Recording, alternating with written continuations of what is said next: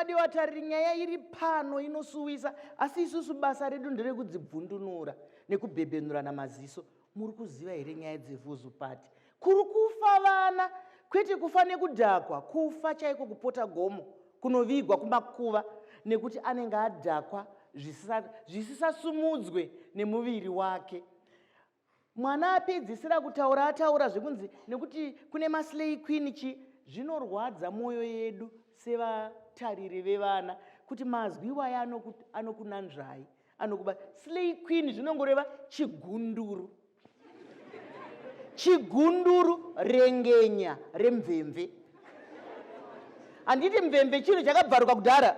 Saka kana uri slay queen unotori rengenya remvemve. Saka haikona kudaidzwa nezvinhu zvemanga-manga. Zviri nani kusara mumashure neupenyu hwako. Zviri nani kusara mumashure neunhu hwako.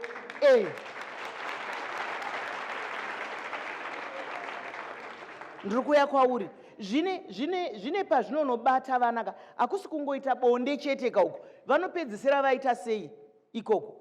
Kune makuva ikoko. Utachiwana uyu unogona futi kutowanika kumavhuzipati ikoko.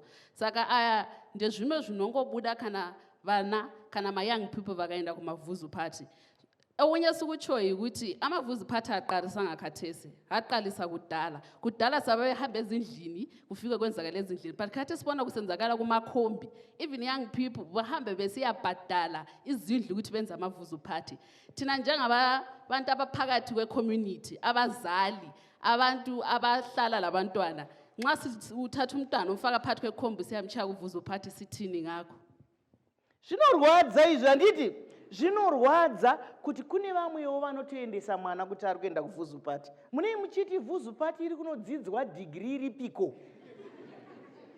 Ikoko kuri kuuya utachiwana hweshuramatongo. Vana vedu vari kufa, vamwe vari kubva vafira ikoko, asi vabereki, vatariri, tese sezvataurwa tine basa. Ndomboya pauri mwana? Mina elami mfungulubeka ngithi vele ukuzithokozisa njengolutsha kuqhakathekile, ayisho. Abadala bayakwazi vele ukuthi siyazithokozisa. Kodwa oqala ngicela ukukhuluma lo mama lapha ngithi akukalutshwana ukuthi uthole umuntu sihamba siye kumavuzu, umuntu efosiwe, bene umuntu eqiliwe ngezinto ezinjalo. Because lapho siyakhona kuyimfihlo sibila sifuna sihambe lawo bese kwenzakala izinto ezimbi khona ngale. Bese kuzamele sitshela abazali ngini ukuthi kwenzakaleni nanje. Kodwa into yokuqala engikhuluma ngayo ukuthi njengoba kumele sizithokozise njengolutsha, abadala abakulezi insuku abasathathi isikhathi sabo sokuthi bekhulume lathi njengabatsha. Anje kuqhakathekile ukuthi lisitshele ngendaba zocansi, kuqhakathekile ukuthi lisitshele ngendaba zezidakamizwa. Anje kodwa lingayekela ukungikhuza, lingayekela ukunitshela ukuthi hayi mntana uyabona unganatha lokhu uzadakwa kube kunje, ungayenza ecansini izinto ezinje. Ungayekela ukunitshela into ezinjalo, mina ngizazibona ku-Google lane la efonini yami wangithengela yona mzali. Anje ngizagqoka impahla zona eziyana ama-miniskirt amancane wangithengela wona. Ngizahamba, ngizakuya explore, ngizakuyabona ke ukuthi izinto lezi zenziwa njani ngoba wena ungikhuzanga ungifundisanga. Mashoko makukutu. Dzimwe nguva kwatakutsvaga sevana, makutsvaga kusiririko ruzivo irworo. Saka kurudziro iri pano ndeyekuti vabereki nevanotarira vana ngativei nenguva yevana. Iye zvinozvi munhu wese ari kungomhanyisa kutandisa dhora, ariri papi nhasi. Ndo ukangobvunza munhu kana kuti mwana arara sei, nzi riri papi nhasi. Isiri kubvunza mwana kuti arara sei, vari kubvunza kuti dhora riri papi. Vari kungoreta, vari kungomhanya. Zvinhu ndizvozvo zvazviri.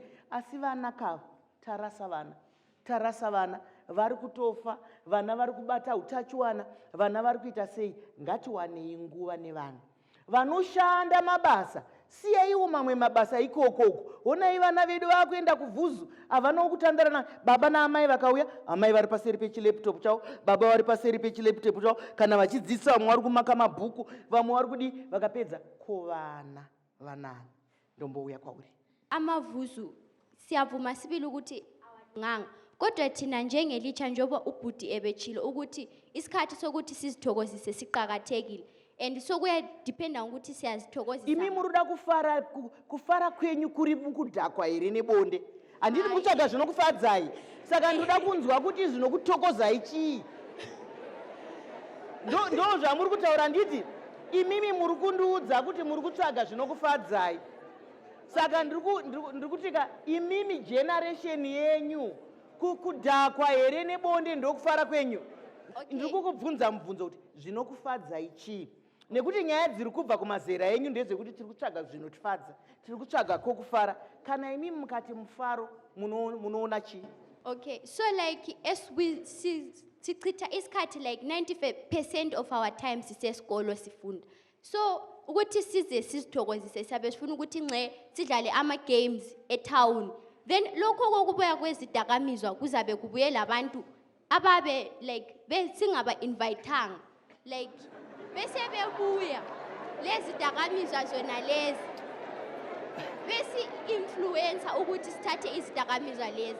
Kana muchindiudza kuti muri kutsvaga zvinokufadzai, inini ndiri mudzidzisi, ndobasa randakafundira. Ndakaticha vana vakawanda kuchikoro, ndinoitawo basa raitwa rikuitwa nana baba. Asi zvandiri kuongororo nokuona tsvakiridzo, iye zvinovabereka hatichambopa vana zororo. Vana havana kana holiday. Handini mozviona? Kana temu ichitanga, vana vanenge vachidzidza kuchikoro chetemu. Musi unovharwa chikoro, hanzi vana vari kuenda kuma extra lessons. Vana havachagona kudzidza kuti zvinokwana patemu seiko. Vaimbopasa vachifunda patemu imwe. Handisi kuti ma-extra lessons akaipa, asi tiri kuti chimbopaiwo vana zororo.